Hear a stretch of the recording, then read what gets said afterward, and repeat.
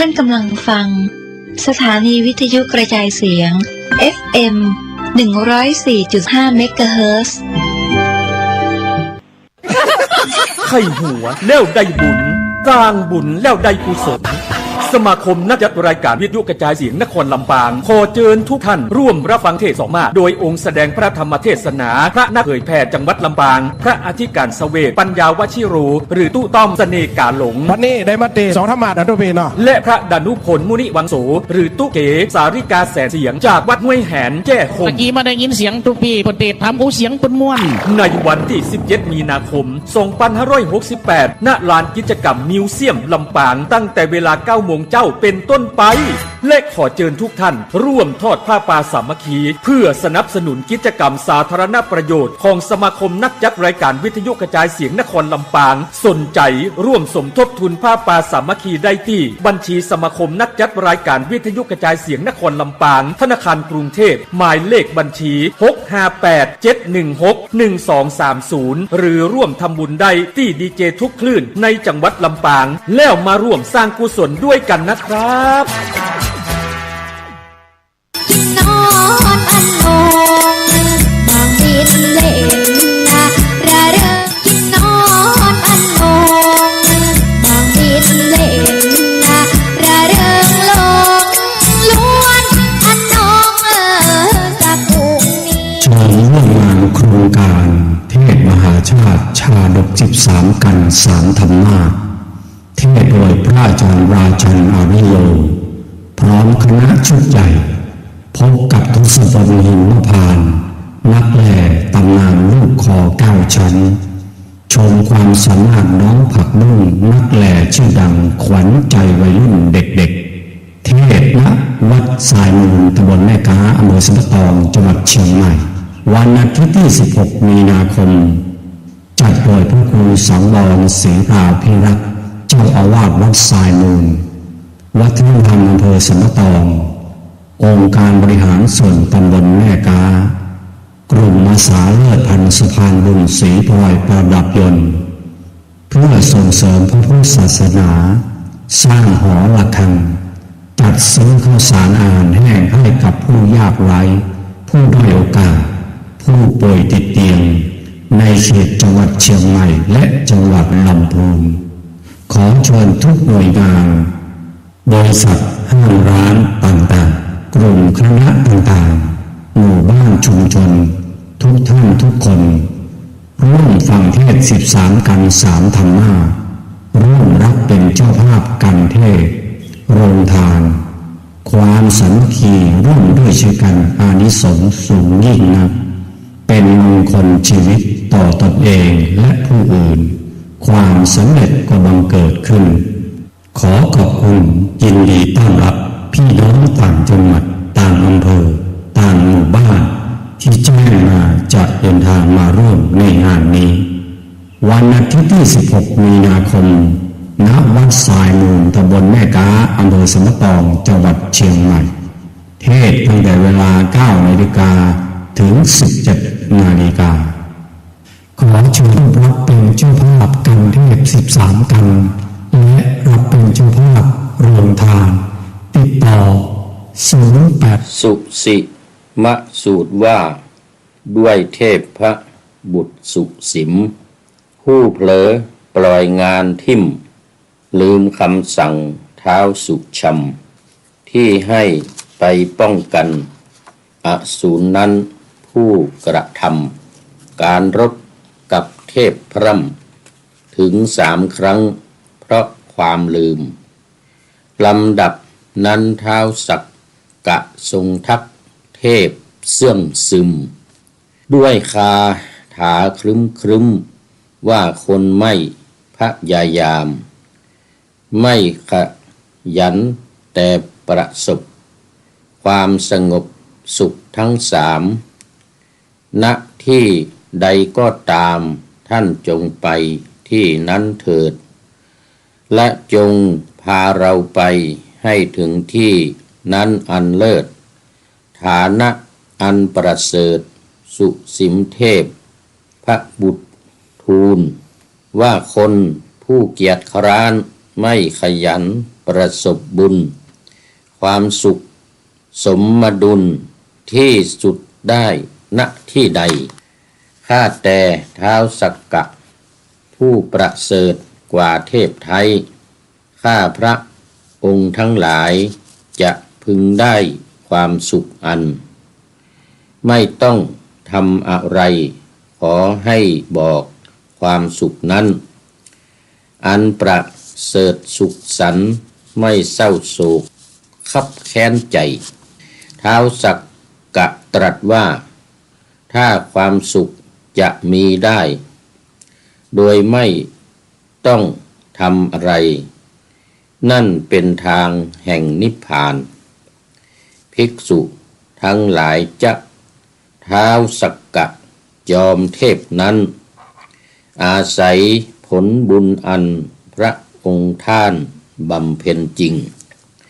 เสวยสมบัติงามอันมีความเป็นใหญ่ยิ่งแห่งเทพชั้นตาวติงยังมาพันนาคุณแห่งความเพียรคือความพยายามขยันลุ้นพวกเธอบวชเอาบุญในธรรมวิในที่เรากล่าวไว้ดีแล้วอย่าง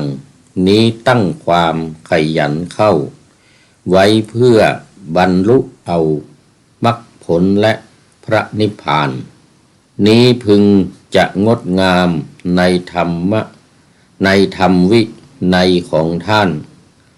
องค์พระจอมภูบาลสัมมาสัมพุทธองค์ขอถวายความนอบน้อมแด่พระรัตนตรัยมีพระพุทธเจ้าเป็นต้นขอถวายความเคารพพระมหาเถระพระเถรานุเถระเจ้าคณะพระสังฆาธิการทั่วโลกอันมีพระเดชพระคุณพระธรรมเสนาบดีรองเจ้าคณะภาค7วัดพระธาตุดอยสุเทพเป็นต้นและขออำนวยพรแด่ท่านผู้ฟังท่านผู้ชมสาธุชนพุทธบริษัททั้งหลายวันนี้รายการพระไตรปิฎกลอยฟ้าก็ลอยมาจากวัดพระธาตุดอยสุเทพเยอรมันเขตฮิวเชนบาร์กเมืองซีเกนประเทศเยอรมนีวันนี้ก็เหมือนเดิมบรรยากาศดินฟ้าอากาศก็เยือกเย็น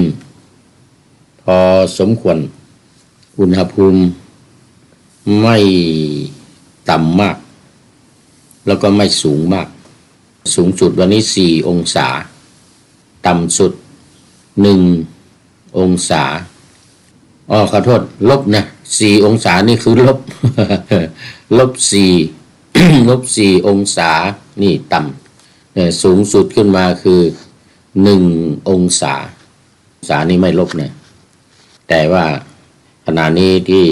กำลังพูดอยู่นี้-3ไอ้ที่1 2อะไรนี่มันตอนกลางวันที่ผ่านมาตอนนี้มันเป็นกลางคืน2 ทุ่ม 39 นาทีโอ้เมืองไทยนี่มันตี 2:39ต้องขออภัยอันนี้ FC ทั้งหลายนอกจากว่าไม่ได้ไลฟ์สดทางเฟซ แล้วนี่ก็ยังดึกอีกด้วยนี่ FC ในเมืองไทยก็เข้านอนกันหมดแล้วไม่เป็นไรวันนี้ต้องทนผีหลอกไปก่อนละ นั่งคุยอยู่คนเดียวให้ผีหลอกไปก่อน ไม่เป็นไรแค่ประมาณ55 นาทีสำหรับรายการพระไตรปิฎกลอยฟ้าก็ออกอากาศทางสถานีวิทยุ5 แห่งตอนนี้ก็มีที่1คือวัดพระธาตุดอยสุเทพราชวรวิหารสถานีวิทยุพระพุทธศาสนาแห่งชาติและจริย มีพ่อครูวันลบนามวงพรหมเป็นผู้อำนวยการอาจารย์พระมหา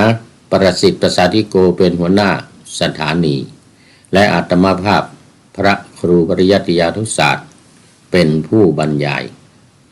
เวลา5 ทุ่มถึงเที่ยงคืน2 สถานีวิทยุเพื่อการศึกษาพระพุทธศาสนาและวัฒนธรรมระบบ FM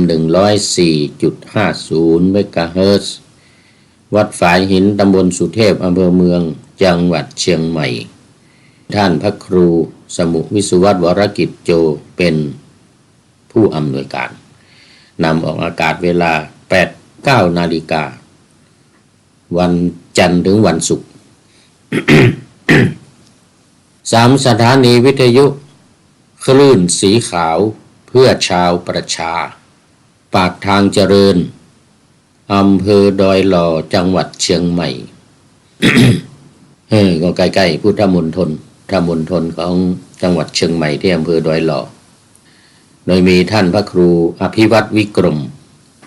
ก็รองเจ้าคณะอำเภอดอยหล่อเป็นผู้อำนวยการนำออกอากาศเวลา 8-9 นาฬิกาเหมือนกันทุกวัน4 สถานีวิทยุชุมชนคณะสงฆ์อำเภอฝางวัดพระพุทธบาทดมหรือน้ำบ่อสาวาอำเภอฝางจังหวัดเชียงใหม่โดยมีพระเดชพระคุณพระครูสุจิตรานุรักษ์หลวงพ่อเจ้าคณะอำเภอฝางเป็นผู้อำนวยการและสุดท้ายสถานีที่ 5ก็คือสถานีวิทยุมจร.วิทยาลัยสงฆ์นครลำปางมีอาจารย์จีรศักดิ์ปันลำเป็นผู้อำนวยการก็ขอขอบคุณและอนุโมทนากับทุกๆสถานีท่านผู้อำนวยการทุกๆรูปและทุกท่านที่ได้เอื้อเฟื้อให้ความอนุเคราะห์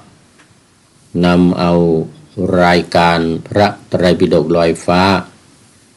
ไปออกอากาศทางสถานีวิทยุ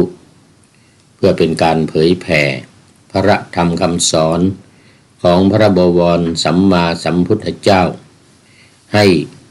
กว้างขวางได้สดับรับฟังกันอย่างทั่วถึงในภาคเหนือสำหรับท่านที่อยู่ทางภาคอื่นอยู่ต่างจังหวัดต่างประเทศต่างทวีปทั่วโลกก็ฟังรับชมกันได้ทาง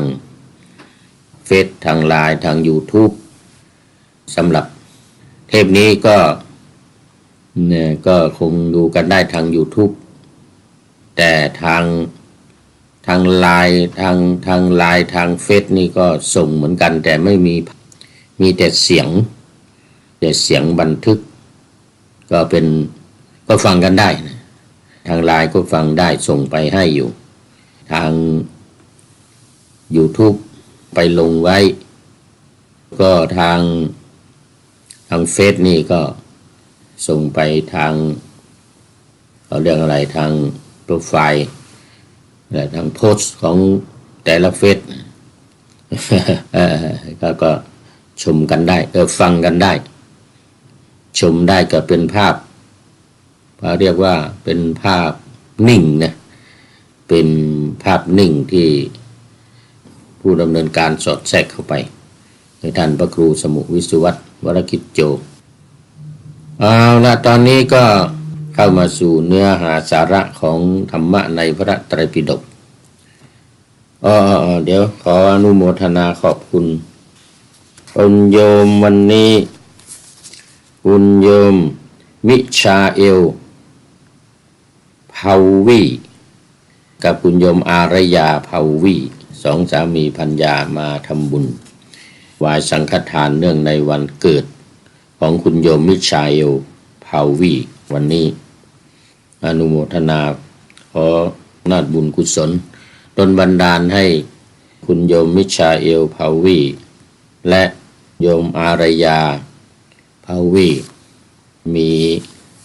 ความสุขมีความเจริญอายุมั่นขวัญยืนมุ่งมา่ปรารถนาสิ่งใดอันเป็นไปโดยชอบประกอบด้วยธรรมก็ขอจงพลันสำเร็จ พลันสำเร็จในที่ทุกสถานในการทุกเมื่อเอาล่ะเนื้อหาสาระพระไตรปิฎกวันนี้สุสีมาสูตรว่าด้วยเทพบุตรชื่อสุสีมะหรือสุสีมะเทพบุตรผู้ขี้หลงขี้ลืมเป็นอัลไซเมอร์หรือเปล่าก็ไม่รู้ น่าจะเป็นอัลไซเมอร์เพราะว่าลืมดีเหลือเกินนี่ลืมดีเหลือเกินตามเนื้อหาสาระก็คือท่านเทพบุตรสุสีมะเทพบุตรนี่ก็รับคำสั่งของท้าวสักกะให้ไปป้องกันพวกอสูรไม่ให้มารบกับเทวดาอสูรกับเทพนี่ปีหนึ่งจะมีครั้งหนึ่งก็จะมาทำสงครามกันใหญ่โตเทวดาพวกเทวดาพวกอสูรพวกเทวดาเนี่ยมันก็ไม่ถูกกันเหมือนกันนะเป็นศัตรูกันยกมารบกันเนี่ยปีละหนึ่งครั้งเนี่ยปีละหนึ่งครั้งเป็นประจำทุกปีพูดไปพูดมาเหมือนกับพี่น้องชาวฮินดูมุสลิมในประเทศอินเดียนะปีละหนึ่งครั้งต้องยกกำลังรบกันต่อสู้กันระหว่างสองศาสนานี่นะโดยเฉพาะก็ที่อโยธยาโน่นรัฐยูพีแต่ละประเทศแต่ก็มีทั่วกระจายทั่วไปทั่วประเทศรบกันสู้กันปีละหนึ่งครั้งครั้งละประมาณ1 เดือนไปไหนมาไหนลำบากอย่างนี้ไปรถไฟจะไปรถยนต์ก็ขัดข้องไปหมดเขาจะคอยทำลายคู่ต่อสู้กันเผารถไฟนี่เผาเป็นกระบวนนะในประเทศอินเดียเพราะว่าถึงเวลาที่จะรบกันแล้วเนื่องจากความไม่พอใจกันเริ่มต้นมาตั้งแต่แรกสาเหตุจริงๆก็พี่น้องชาวฮินดูนี่ก็เอาฆ่าหมูแล้วไปโยนใส่มัสยิดน้องชาวอิสลามมุสลิมพี่น้องชาวมุสลิมก็เอาควายนี่เป็นขาเนี่ยนะ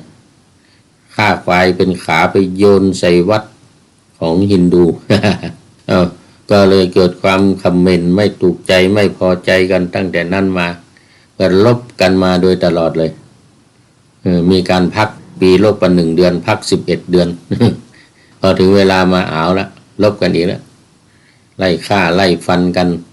ร้ายทำอันตรายกันบนรถไฟนี่ปิดได้เห็นขึ้นไปแล้วเห็นพี่น้องชาวฮินดูอยู่เต็มตู้เนี่ยในโบกี้หนึ่งนี่นะเผาทั้งโบกี้เลยอย่างเงี้ยนะตามหมู่บ้านอะไรต่างๆนี่ก็ต้องคอยปกปักรักษาพวกเดียวกันไว้ไม่งั้นก็จะถูกทำร้ายทำอันตรายฆ่ากันเลยนะแล้วพวกผู้หญิงนี่บางทีก็จับไปข่มขืนไปทำร้ายทำอันตรายขืนใจอันตรายมากเรียกว่า1 เดือนเนี่ยมันเดินทางไปไหนกันไม่ค่อยได้หยุดกันเลยหยุดการหยุดงานกันเลยสนามบินนี่ปิดเลยมีครั้งหนึ่งอาตมานี่ไปบอมเบย์ไปติดอยู่ที่บอมเบย์จะกลับมาทางรัฐพิหารนี่ก็มาไม่ได้เครื่องบินไม่มีเผาสนามบินเผาเครื่องบินกันเลยโอ้โหไม่ได้เลยไปติดอยู่ที่บอมเบย์ ไปขอพักวัดญี่ปุ่นไปขอพักวัดญี่ปุ่นไปพักวัดของฮินดูก็ไม่ได้อีกนะอันตรายมันกำลังรบกันและอีกอย่างหนึ่งก็ไม่มีที่วัดไม่มีที่พักด้วยมีแต่ที่วัดก็ไม่มีใครอยู่ใหญ่มันจะเป็นวัดเล็กเป็นวัดมันไม่มีพระของพี่น้องชาวฮินดูนี่จะอยู่กันตามป่าที่อยู่สำนักก็มีน้อยส่วนใหญ่จะอยู่ไปตามป่าตามดงตามถนนหนทางตามถ้ำตามอะไรอยู่กันไปไปพักไม่ได้ก็ไปพักวัดญี่ปุ่นพักวัดชาวพุทธเหล่านี้แหละ พระญี่ปุ่นนี่เขาดีเขากลัวอันตรายเขาไม่ให้พระอินเดียพระอินเดียหรือพระฮินดูเนี่ยเข้าไปมันก็ปลอดภัยดีหน่อยพักอยู่ติดอยู่หลายวันไปไหนไม่ได้เราบอกจะไปได้มันก็ไม่มีรถมีรถก็อันตรายเกิดไปโดนเราไปอยู่กับนั่งรถไปกับฝ่ายใดฝ่ายหนึ่งสมมติไปกับฝ่ายทางมุสลิมนี่เดี๋ยวพวกฮินดูก็ไล่ฆ่าไล่ฟันอีกไปสมมตินั่งรถไฟในตู้กับเดียวกันกับฝ่ายพี่น้องชาวฮินดูเดี๋ยวมุสลิมมาเห็นก็ยิงอีกเผาอีกโอ้โหคงได้เรื่องสืบมาจากเทวดาหรือมั้งเนี่ยมันก็อสูรฝ่ายอสูรกับเทพทั้งหลายนี่โดยเฉพาะเทพชั้นดาวดึงส์ชั้นดุสิตเป็นพญาอินทร์เป็นเทวดาเป็นเทพที่มีศีลมีธรรมเทพที่เป็นพระโสดาบันสกทาคามีพระอนาคามีเนี่ยในชั้นดุสิตชั้นดาวดึงส์เนี่ยเยอะเทวดาเนี่ยนะแต่ว่าอสูรเวลามานุ่นอสูรเนี่ยส่วนใหญ่นุ่นอยู่ชั้นจาตุมเนี่ยจาตุมมหาราชิกาปัลลันนิมมานอเรดีจะเพื่อคนทันปัลลันนิมมิตรวัสวดีนี่เป็นพวกมารพวกยักษ์พวกอสูรนี่แหละ กันใหญ่เลยท้าวสักกะเรียกสุสีมะเทพบุตรนี่มาบอกว่าเขาให้ไปช่วยกันไปป้องกันไม่ให้อสูรขึ้นมาลบกับเทพของเราพวกเทพของเราส่วนใหญ่เนี่ยจะเป็นเทวดาจะเป็นผู้หญิงไม่ค่อยสู้นะครับสู้ไม่ค่อยได้ต้องอาศัยพญาอินทร์นี่นะท้าวสักกะนี่คอยปกป้องคุ้มครองไม่ให้พวกอสูรมาทำร้ายทำอันตรายอันนี้ก็ต้องช่วยป้องกันเหมือนกันนะซูซิมะนี่แหละเป็นอัลไซเมอร์นี่พอรับคำสั่งเรียบร้อยแล้วก็ไม่ได้ไปก็ปล่อยให้พวกอสูรมาลบกันมาฆ่ามาฟันเทวดาเทพบุตรทั้งหลาย2 ครั้ง 3 ครั้งนี่ก็ไม่ไปสุสีมะเทพบุตรนี่นะลืมไม่ใช่ไม่อยากไปแต่ว่ามันเป็นอัลไซเมอร์ลืมไม่ได้ไปเมื่อไหร่ก็ไม่ได้ไปเมื่อไหร่ก็ไม่ได้ไปท่านท้าวสักกะนี่ก็เรียกก็เตือนมาบอกว่าเนี่ยลำดับนั้นท้าวสักกะทรงทักเทพเสื่องซึมเลยเนี่ยเหมือนกับคนง่วงเหงาหาวนอนเนี่ยนะด้วยคาถาครึ้มว่าคนไม่พยายามไม่ขยันแต่ประสบความสงบทั้ง3ณที่ใดก็ตามท่านจงไปที่นั้นเถิดและจงพาเราไปให้ที่นั้นอันเลิศฐานะอันประเสริฐสุสิมเทพพระบุตรทูลว่าคนผู้เกียจคร้านไม่ขยันประสบบุญความสุขสมดุลที่สุดได้ณที่ใดข้าแต่ท้าวสักกะผู้ประเสริฐกว่าเทพไทยข้าพระทั้งหลายจะพึงได้ความสุขไม่ต้องทำอะไรขอให้บอกความสุขนั้น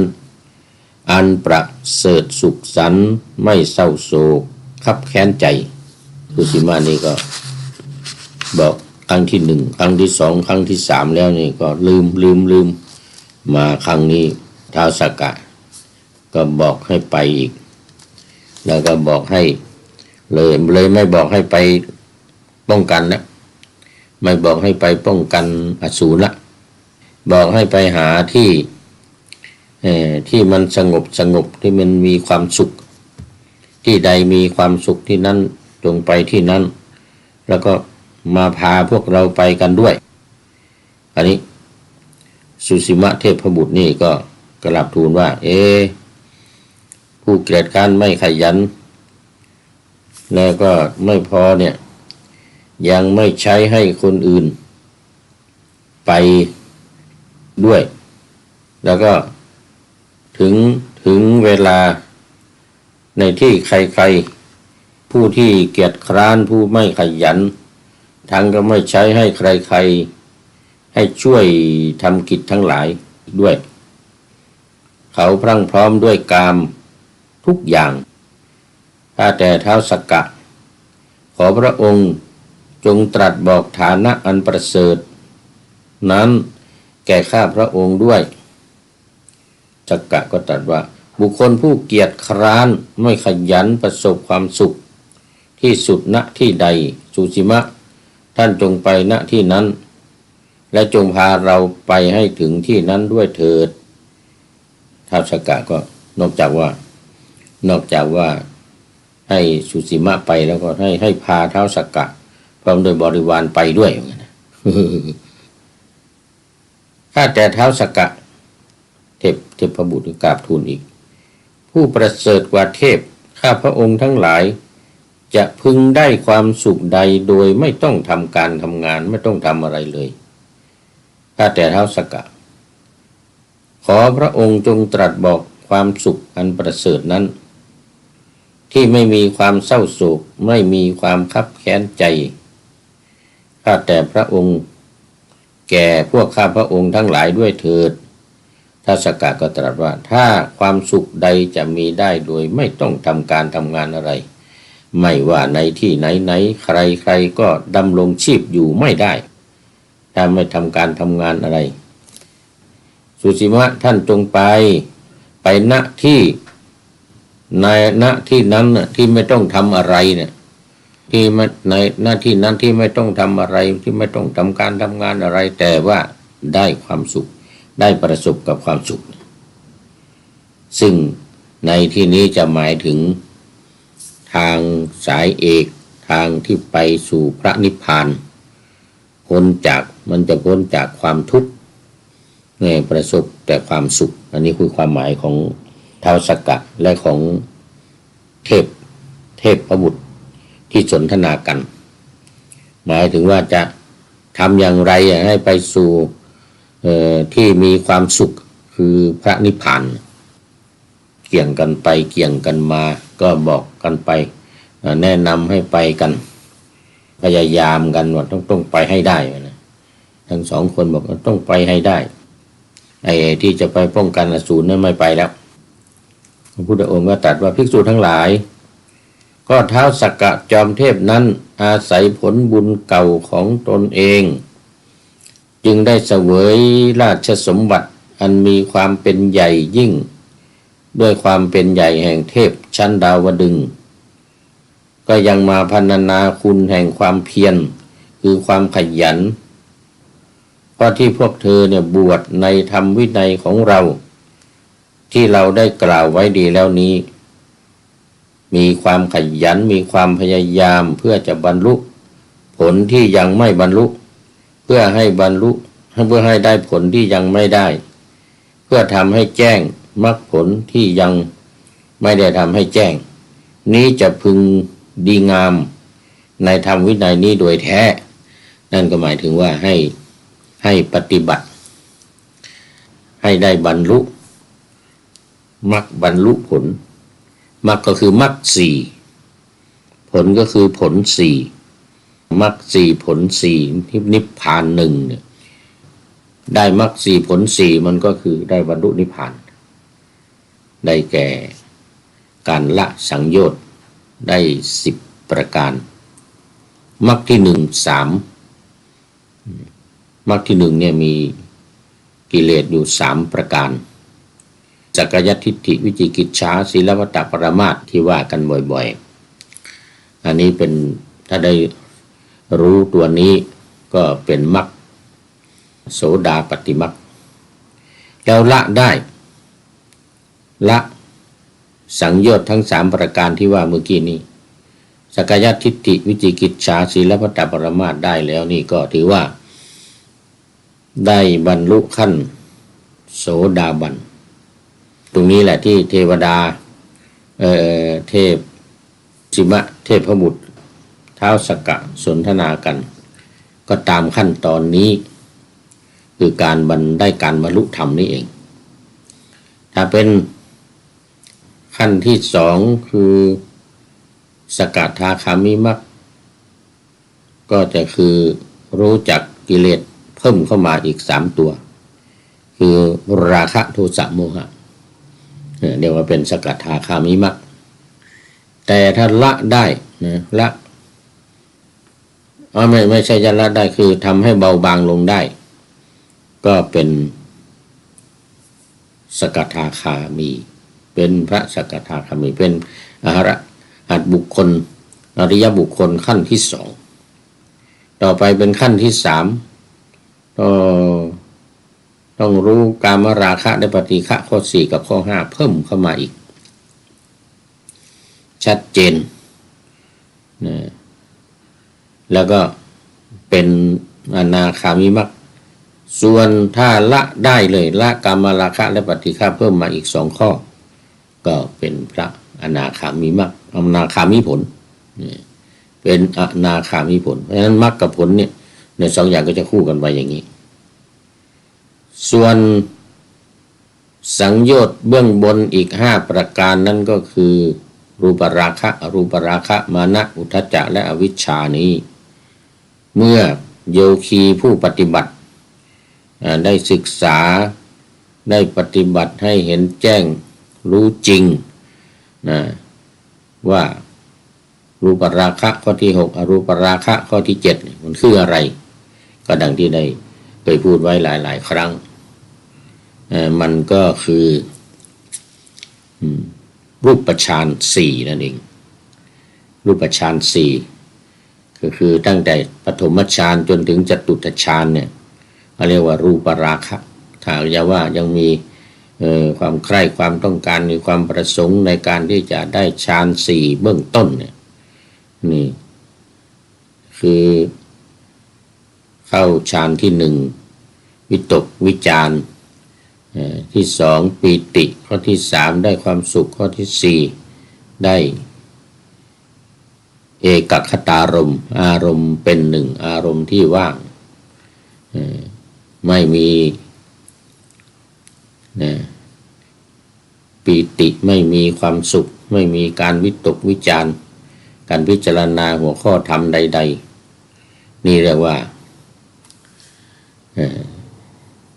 ได้ฌานสมาบัติได้ฌานสมาบัติข้อนี้ก็เป็นเขาเรียกว่าเป็นอุทธัมภาคิยสังโยชน์ส่วนอรูปราคะคือ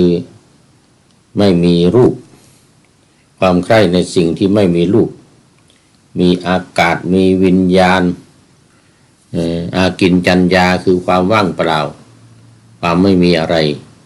แล้วก็เนวสัญญานาสัญญานั่นก็คือการรู้ว่าความจำก็ไม่ใช่ความจำก็ไม่ใช่นะนั่นเป็นขั้นตอนไม่มีการยึดถือในสิ่งต่างๆที่ผ่านมาทางหูตาลิ้นทางกายและทางใจสักว่าเป็นธาตุเท่านั้นก็เห็นก็สักว่าเห็นได้ยินสักว่าได้ยินไม่เกิดอะไรขึ้นอันนี้เรียกว่าเนวสัญญานาสัญญายตนะอันนี้เรียกว่าเป็นอรูปฌานหรืออรูปราคะในข้อที่7ข้อที่8มานะก็9ประการข้อที่9อุทธัจจะคือความฟุ้งซ่านรำคาญขุ่นเคืองภายในใจหรือใจไม่สงบใจออกไปข้างนอกอย่างนี้นะเรียกว่าอุทธัจจะสุดท้ายข้อที่10คืออวิชชาความไม่รู้กำจัดความไม่รู้ไปได้ก็เป็นวิชชาพ้นจากสังโยชน์ทั้ง10ประการ อันนี้ก็เรียกว่าเป็นขั้นสูงสุดในการที่ได้ละสังโยชน์ทั้ง10ประการแล้วนี่ก็เรียกว่าเป็นพระอรหันต์เรียกว่าเป็นพระอรหันต์ดังนั้นแนวทางนี้เป็นแนวทางที่สำคัญที่พระพุทธองค์ได้เปรียบเทียบกับพวกเทพพระบุตรทางเท้าสักกะที่กำลังขวนขวายกล่าวกันสนทนากันในเรื่องความเพียรความขยันความพยายามในการที่จะเข้าสู่อมตะ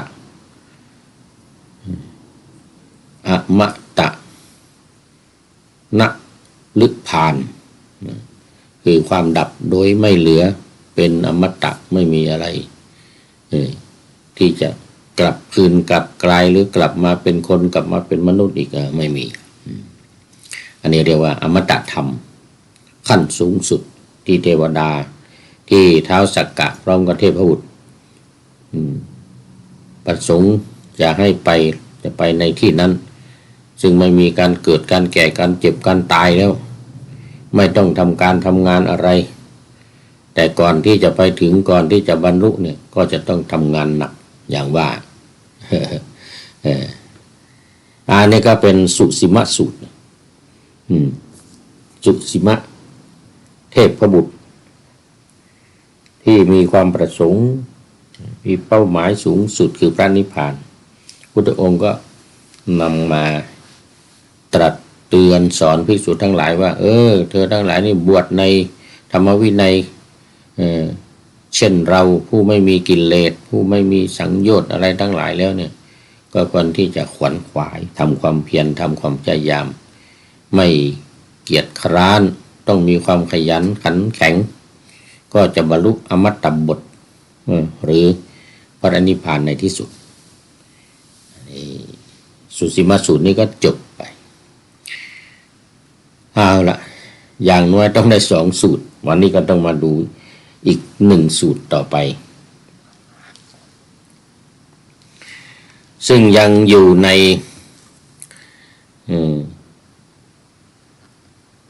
สักกะวรรคหมวดที่ว่าด้วยพญาอินทร์หรือท้าวสักกะใน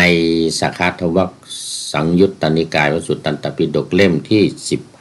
15วันนี้มาข้อที่249หน้าที่359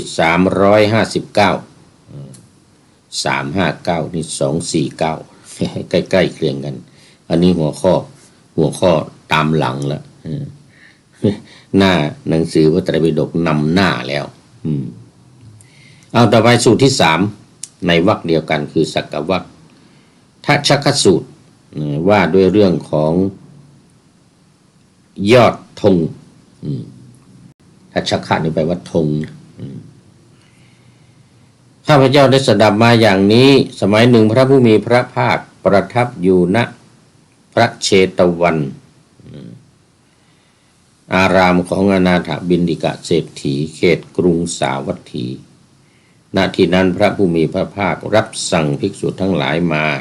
โดยตรัสว่าภิกษุทั้งหลายภิกษุเหล่านั้นทูลรับสนองพระดำรัสแล้วพระผู้มีพระภาคจึงได้ตรัสเรื่องนี้ว่าภิกษุทั้งหลายเรื่องเคยมีมาแล้วสงครามระหว่างเทพกับอสูรประชิดกันครั้งนั้นท้าวสักกะจอมทัพรับสั่งกับเทพชั้นดาวดึงส์ว่าท่านผู้นิรทุกข์ทั้งหลายคือไม่มีทุกข์นะถ้าความกลัวความหวาดสะดุ้งหรือความขนพองสยองกล้าวจะพึงเกิดขึ้นแก่พวกเทพผู้อยู่ในสงครามสมัยนั้นพวกท่านพึงแลดูยอดธงของเราเพราะว่าเมื่อพวกท่านแลดูยอดธงของเราอยู่ความกลัวความหวาดสะดุ้งหรือความขนพองสยองกล้าวที่จะเกิดขึ้นก็จะหายไป ถ้าพวกท่านไม่แลดูยอดธงของเราทีนั้นพวกท่านพึงแลดูยอดธงของเท้าประชาบดีเทวราชเถิดเพราะว่าเมื่อพวกท่านแลดูยอดธงของเท้าประชาบดีเทวราชอยู่ความกลัวความสะดุ้งความขนพองสยองเกล้าที่จะเกิดขึ้นก็จะหายไปถ้าพวกท่านไม่แลดูยอดธงของเท้าประชาบดีเทวราชทีนั้นพวกท่านก็พึงแลดูยอดธงของเท้าวรุณเทวราชเถิดถ้าไม่ดูของท้าววรุณเทวราชก็จงดูยอดธงของเท้าอีสานนเทวราชเถิดถ้าไม่ดูของเท้าอีสานเทวราชก็จงดูยอดธงของจอมเทพและดูยอดธงของเท้าประชาบดีเทวราชก็ดียอดธงของเท้าวรุณเทวราชก็ดีและดูยอดธงของเท้าอีสานเทวราชก็ดีความกลัวความหวาดสะดุ้งหรือความขนพองสยองเกล้าที่จะเกิดขึ้นพึงหายไปบ้างไม่หายไปบ้างข้อนั้นเพราะเหตุไรเพราะว่าเท้าสกะจอมเทพยังไม่ปราศจากราคะยังไม่ปราศจากโทสะไม่ปราศจากโมหะเป็นผู้มีความกลัวมีความหวาดสะดุ้งหนีไปอยู่ภิกษุทั้งหลายส่วนเรากล่าวอย่างนี้ว่าภิกษุทั้งหลายหากว่าความกลัวความหวาดสะดุ้งหรือความขนพองสยองเกล้าพึงบังเกิดแก่พวกเธอผู้อยู่ในป่าอยู่ที่โคนไม้หรืออยู่ในเรือนว่างทีนั้นพวกเธอพึงระลึกถึงเราเนืองๆเท่านั้นว่าแม้เพราะเหตุนี้พระผู้มีพระภาคพระองค์นั้นเป็นพระอรหันต์ตรัสรู้ด้วยพระองค์เองโดยชอบเพียบพร้อมด้วยวิชชาและจรณะเสด็จไปดีรู้แจ้งโลกเป็นสารถีฝึกผู้ควรฝึกได้อย่างยอดเยี่ยมเป็นศาสดาของเทวดาและมนุษย์ทั้งหลายเป็นพระพุทธเจ้าเป็นพระผู้มีพระภาคพระผู้มีพระภาคที่เราสวดกันทุกวันนะคำว่าพระควานะคือพระพุทธคุณ9นะในอันท้ายสุดพุทโธแล้วก็พระควาแต่ละบทนี้จะมีอเนกประการก็คือ1ชื่อว่าเป็นพระอรหันต์คืออรหังเพราะห่างไกลจากกิเลสเพราะกำจัดข้าศึกคือกิเลสเพราะหักซี่กรรมแห่งสังสาระคือการเวียนว่ายตายเกิดเพราะเป็นผู้ควรรับไทยธรรมเพราะไม่ทำบาปในที่ลับนี่เป็นข้อที่1ข้อที่2ชื่อว่าตรัสรู้ด้วยพระองค์เองโดยชอบเพราะตรัสรู้ธรรมทั้งปวงโดยชอบและด้วยพระองค์เองไม่มีใครสอนไม่มีครูอาจารย์3ชื่อว่าเพียบพร้อมด้วยวิชชาและจรณะวิชาจรณะสัมปันโนนะคือวิชา3วิชา8วิชา3นี้ก็คือปุเพนิวาสานุสติญาณความรู้ที่ระลึกชาติได้2จุตูปปาตญาณความรู้ที่จุติและอุบัติของสัตว์ทั้งหลาย3อาสวะขยญาณความรู้ที่ทำให้สิ้นอาสวะวิชา8คือ1วิปัสสนาญาณที่เป็นวิปัสสนาคือความรู้ที่เป็นรู้แจ้งเห็นจริงแบบวิปัสสนา2มโนมยิทธิมีฤทธิ์ทางใจ คือสามารถดลบันดาลสิ่งทั้งหลายในโลกเนี่ยให้เล็กก็ได้ให้ใหญ่ก็ได้และมีฤทธิ์ปลอมแปลงปลอมตัวเป็นโน่นเป็นนี่ไปเสด็จไปนั่นไปนี่อันนี้เขาเรียกว่ามีฤทธิ์ทางใจ3อิทธิวิธิแสดงฤทธิ์ได้ต่างๆ4ทิพโสตะมีหูทิพย์5เจโตปริยญาณกำหนดรู้จิตผู้อื่นได้6ปุเพนิวาสานุสติญาณความรู้ระลึกชาติได้7ทิพจักขุตาทิพย์หรือเรียกจุตูปปาตญาณ8อาสวัคยญาณความรู้ที่ทำให้สิ้นอาสวะจรณะ15 1ศีลสัมปทาความถึงพร้อมด้วยศีล2อินทริยสังวรความสำรวมอินทรีย์3โภชเนมตัญญุตาความเป็นผู้รู้จักประมาณในการบริโภค4ชาคริยานุโยกการหมั่นประกอบความเพียรเป็นเครื่องตื่น5มีศรัทธา6มีหิริ7มีโอตตัปปะ8เป็นพหูสูตร9วิริยาลัมภะคือปารภความเพียร10มีสติมั่นคง11มีปัญญา12มีปฐมฌาน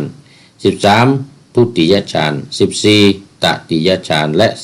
15จตุตฌานนี่คือจรณะ15โอ้วันนี้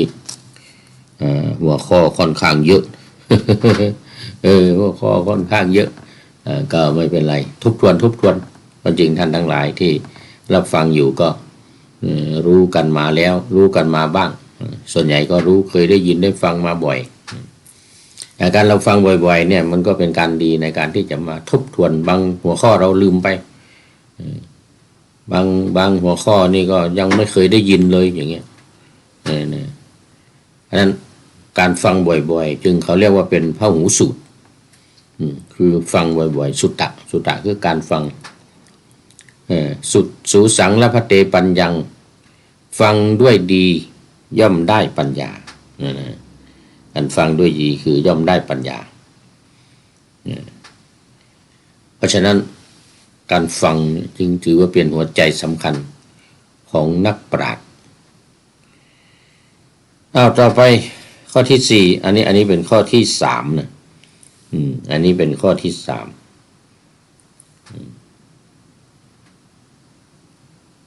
ชื่อว่าผู้เสด็จไปดีก็สุขโตในภาษาบาลีที่เราสวดสรรเสริญพุทธคุณคือสุขโตพระทรงจำดำเนินรุดหน้าไปไม่หวนกลับคืนมาหากิเลสที่ทรงแล้วละได้อันนี้คือข้อที่4แล้วว่าสุขโตไม่กลับมาหาความชั่วไม่กลับมาทำความไม่ดีอีก5ชื่อว่าผู้รู้แจ้งโลกวิทูนี่นะรู้แจ้งโลกเพราะทรงรู้แจ้งโลกเหตุเกิดแห่งโลกความดับวิธีปฏิบัติให้ลุถึงความดับโลกนั้นได้โลกนั้นคืออะไรคือทุกข์สมุทัยนิโรธและมรรคคำว่าโลกในที่นี้นะหมายถึงอริยสัจ4ประการนั่นเองที่คือทุกข์สมุทัยนิโรธมรรคและทรงรู้แจ้งโลกทั้ง3คือสังขารโลกสัตวโลกและโอกาสโลกสังขารโลกนี่คือสิ่งทั้งหลายที่ประกอบกันทั้งมีวิญญาณและไม่มีวิญญาณส่วนสัตวโลกนี่หมายถึงสัตว์ที่มีจิตมีวิญญาณมีมนุษย์เป็นต้นเป็นหมูไก่ช้างม้าวัวควายเป็นต้นอันนี้คือเรียกว่าสัตว์โลกสัตวโลกรวมในสัตว์เล็กสัตว์น้อยสัตว์มีปีกสัตว์บินบนหนอากาศสัตว์ที่ดำอยู่ในน้ำเช่นปลาห หอยกุ้งปูนี่อย่างนี้นะเขาเรียกว่าสัตวโลกส่วนโอกาสโลกคือที่ว่างเช่นในท้องฟ้าเนี่ยนี่เขาเรียกโอกาสมันเป็นที่ว่างที่โล่งมีอากาศอยู่เป็นที่อยู่ของอากาศ เป็นที่อยู่ของอากาศอันนั้นก็จะมี3อย่างนะสังขารโลกสัตวโลกและโอกาสโลกนี่คือข้อที่5โลกวิทูข้อที่6ปุริสธรรมสารถิคือเป็นครูผู้สอนผู้ฝึกบุรุษที่สมควรฝึกได้ไม่มีใครยิ่งกว่าคือพระพุทธเจ้าของเราเป็นสารถีผู้ฝึกที่ควรฝึกได้ยากทำได้อย่างยอดเยี่ยมถึงแม้ว่าจะยากลำบากคนนี่จะไปฝึกมันฝึกยากไม่ใช่ว่าจะฟังง่ายๆนะทรงฝึกผู้ที่ควรเท่านั้นนะที่ควรฝึกฝนคนที่ไม่ชอบไม่ตามนี่ก็ฝึกไม่ได้ทั้งเทวดาและมนุษย์เหมือนกันมนุษย์ด้วยพวกยักษ์พวกเปรตพวกผีสางนางไม้ทั้งหลายสัตว์ดิรัจฉานด้วยอุบายต่างๆอย่างจะเห็นได้เราจะเห็นอย่างคนเอาช้างมาฝึกแล้วก็ทำงานได้อย่างเงี้ยขี่ได้อย่างเงี้ยเอามาฝึกให้มันวิ่งเร็วอย่างนี้เป็นต้นนะอันนี้เรียกว่าสารถีผู้ฝึกต่อไปสัทธาเทวมนุษย์สานังข้อที่7ชื่อว่าเป็นศาสดาของเทวดาและมนุษย์ทั้งหลายพระทรงสั่งสอนทั้งเทวดาและมนุษย์ด้วยประโยชน์ในโลกนี้และประโยชน์ในโลกหน้าผู้ปฏิบัติตามแล้วสำเร็จมรรคผลในโลกนี้บ้างจุติไปเกิดในโลกหน้าในภพหน้าบนสวรรค์หรือบนชั้นพรหมก็ตามเมื่อกลับมาฟังธรรมแล้วก็สำเร็จมรรคผลหรือบางทีได้รับฟังอยู่ข้างบนตามที่ไม่จุติลงมานี่เป็นเทวดาอยู่เหมือนกับพระนางสิริมหามายาพุทธมารดาฟังอยู่ข้างบนนู่นแล้วก็บรรลุอยู่ข้างบนนู่นเลยผู้ปฏิบัติตามแล้วสำเร็จมรรคผลจุติไปเกิดในสวรรค์กลับมาฟังธรรมแล้วก็สำเร็จมรรคผลบ้างทรงช่วยเหลือหมู่สัตว์ให้พ้นความกันดารคือความเกิดการที่จะได้มาเกิดเนี่ยเขาเรียกว่าเป็นมาในที่คับแคบที่กันดารนะเนี่ยเห็นว่าเราเดินไปทุกที่ทุกทางนี้ได้เนี่ยแต่ทางด้านจิตใจถ้ายังติดยังหลงยังลุ่มหลงอยู่ในกิเลสทั้งหลายกิเลสกามวัตถุกรรมทั้งหลายสังโยชน์ทั้งหลายก็ไม่ชื่อว่าเป็นอิสระ8ชื่อว่าเป็นพระพุทธเจ้าเพราะทรงรู้สิ่งที่ควรรู้ทั้งหมดด้วยพระองค์เองและทรงสอนให้ผู้อื่นรู้ตามคำว่าพุทโธเลยนะ8คำพุทโธที่ว่าเมื่อกี้พระควาที่ว่าแจกแจงธรรมข้อที่9ชื่อว่าเป็นพระผู้มีพระภาคเพราะ1ทรงมีโชค2ทรงทำลายข้าศึกคือกิเลส3ทรงประกอบด้วยราคะธรรม6ประการคือความเป็นใหญ่เหนือจิตของตนโลกุตรธรรมยศสิริความสำเร็จประโยชน์ตามต้องการและความเพียร4ทรงจำแนกแจกแจงธรรม5ทรงเสพอริยธรรม6ทรงคลายตัณหาในภพทั้ง3คือกามตัณหาภวตัณหาและวิภวตัณหาในภพทั้ง3ก็คือภพของมนุษย์ภพของเทวดาภพของสัตว์นรก5ทรงเสพอริยธรรมขออภัย7ทรงเป็นที่เคารพของชาวโลก8 ทรงอบรมพระองค์ดีแล้ว 9. ทรงมีส่วนแห่งปัจจัย 4เป็นต้นอันหนึ่งพระพุทธคุณนี้ท่านแบ่งเป็น10ประการโดยแยกข้อ6เป็น2ประการคือ 1. เป็นผู้ยอดเยี่ยม 2. เป็นสารถีที่ฝึกควรฝึกได้ฝึกบุรุษฝึกคนที่สมควรจะฝึกได้อันนี้ก็พระพุทธองค์ก็ตรัสว่าถ้าพวกเธอไม่ระลึกถึงเราเนืองๆทีนั้นพวกเธอพึงระลึกถึงพระธรรมเนืองๆว่าธรรมอันพระผู้มีพระภาคตรัสไว้ดีแล้วผู้ปฏิบัติจะพึงเห็นชัดด้วยตนเองไม่ประกอบด้วยการควรเรียกให้มาดูควรน้อมเข้ามาใส่ตนอันวินยูชนพึงรู้เฉพาะตนภิกษุทั้งหลายเพราะว่าเมื่อพวกเธอระลึกถึงธรรมอยู่เนืองๆความกลัวเป็นต้นก็จะหายไปถ้าพวกเธอระลึกถึงธรรมเนืองๆที่นั่นพวกเธอไม่ระลึกถึงธรรมเนืองๆก็ควรระลึกถึงพระสงฆ์เนืองๆว่าพระสงฆ์สาวกของพระผู้มีพระภาคเป็นผู้ปฏิบัติดีเป็นผู้ปฏิบัติตรงเป็นผู้ปฏิบัติสมควรเป็นอริยบุคคล4คู่เป็นบุคคล8บุคคล4คู่ก็โสดัปติมัคโสดัปฏิผลสักกะทายมัคสักกะทายผลอนาคาอนาคาผลเนี่ยนะนี้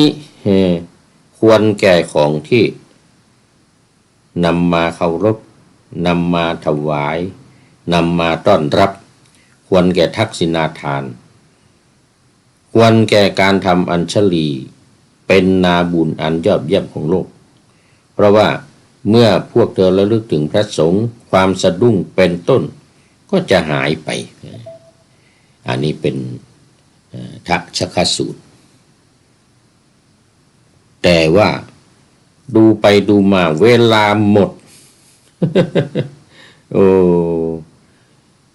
ทักษะสูตรนี่ยังไม่จบเนี่ยต้องเอาไว้แค่นี้ก่อนเดี๋ยว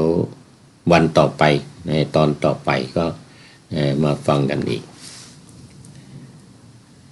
ขอน